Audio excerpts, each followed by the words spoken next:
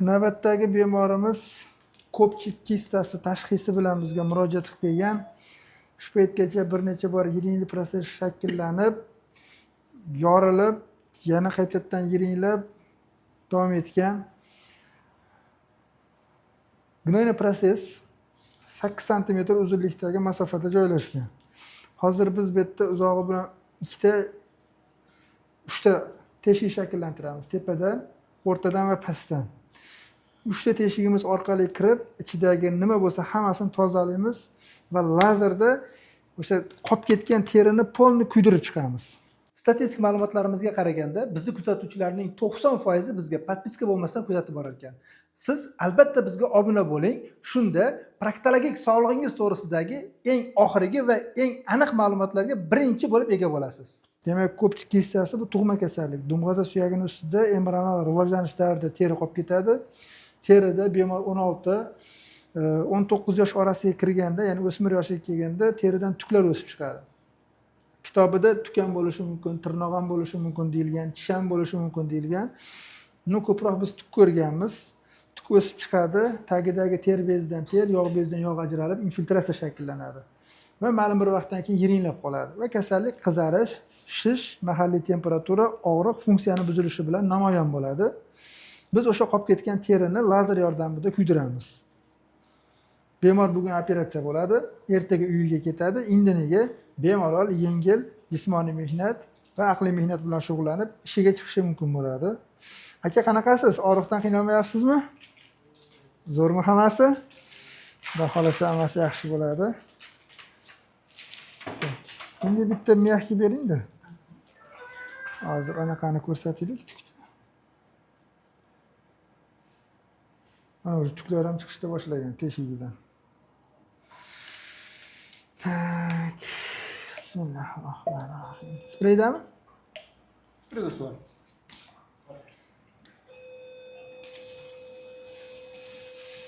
Siz bakayım.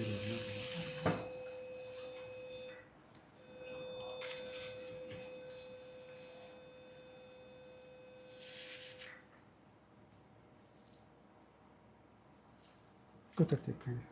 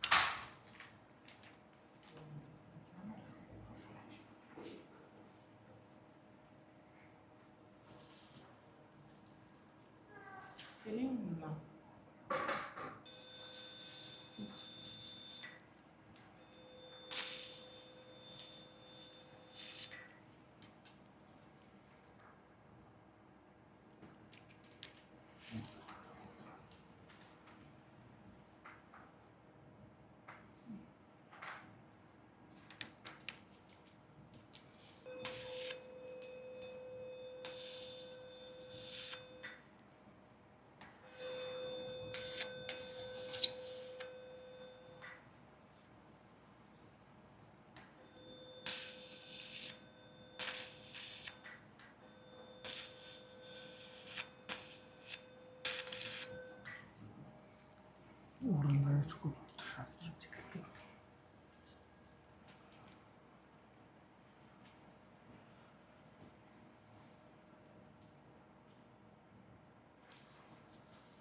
Okey. Miyahki bering. Bitta miyahki bering, bitta sharikni ochib bering endi menga.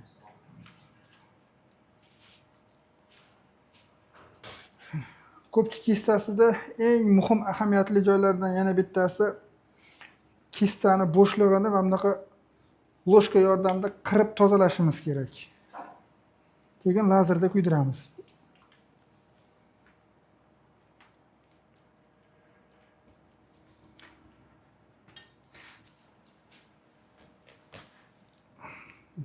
Endi menga fizrasfor berasizlar. Shundan da tasavvurchiman.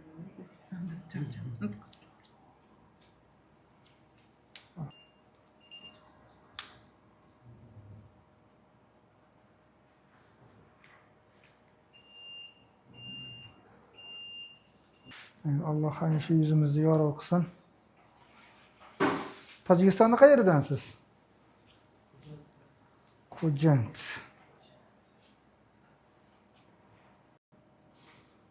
Oldinlari mana shu kesilardi, mana shundoq olib tashlanardi u pastgacha. Agar gnoyniy proses bo'lmasa, kichkinagina teshikcha orqali qilish mumkin. Hozir gnoyniy proses bo'lgani uchun biz kattaroq ochdik, ko'proq oldik. Чтобы повтор bo'lmasligi uchun. Mana shuni 4 barobarga qisqartiriladi gnoyniy proses bo'lmagan payt. Faqat teshik 3 ta bo'ladi unda. Hozir biz sal kattaroq 2 ta qildik. Hech narsa qolib ketishiga sharoit yaratmadi işte. Lazer yordamida kuydirilgandan keyin albatta o'sha yerda kuygan, o'lgan to'qimani loshka bilan qirib tozalab olish kerak qaytadan. Qolib ketish kerak emas shu narsa ham.